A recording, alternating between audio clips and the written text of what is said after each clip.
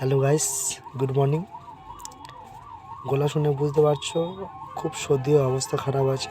তবু নতুন একটা গল্প নিয়ে এলাম বলার জন্য।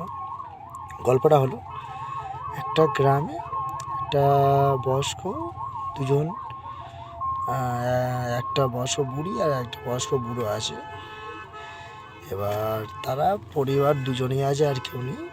তাদের মনে খুবই হাসি খেলা করে, দুজনের মানে সংসার চলে। বুড়ো আজকে একটু কাজবাজ করে এলো, করে আসতে বুড়ি ভাতটা দিল, দুজনে মিলে ভাত খাচ্ছে। বুড়ো খেতে খেতে বলছে, অনেকদিন মাংস খাওয়া হয় না, একটু যদি মাংস হতো খুব ভালো হতো খেতে। এবার বুড়িটা বললো, ঠিক আছে, কালকের বাজার থেকে মাংস আনবো। ভালো কথা।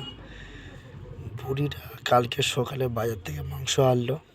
আনার পর বুড়োটা কাজবাজ করে এলো, দুজনে রাতে খেতে বসলো। মাংসটা খেয়ে দুজনে শুয়ে পড়লো। তারপর খুব রাতে, মানে সেই দিন রাতে খুব ঝড় বৃষ্টি, খুব জল হচ্ছে। বুড়োর খুব জোরে হাঁকা পেয়েছে।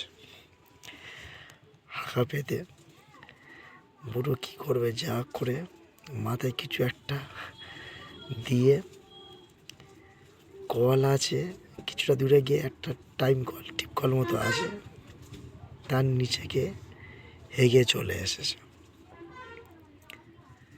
সকালে বৃষ্টি থেমে গেছে, বুড়ি আবার কলে জল আনতে গেছে।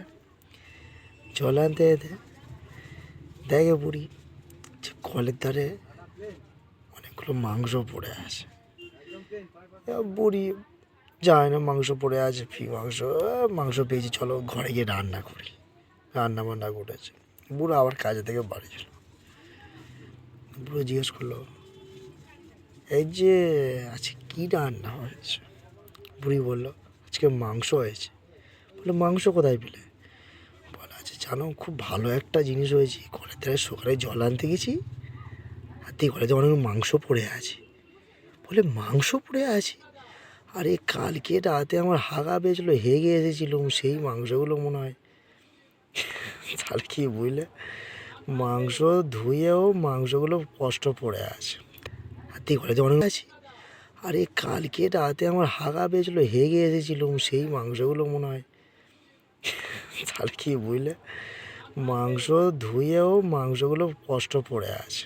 Thank you guys watching my video. এইরকম ভিডিও পেতে চ্যানেলটা সাবস্ক্রাইব করে রাখো।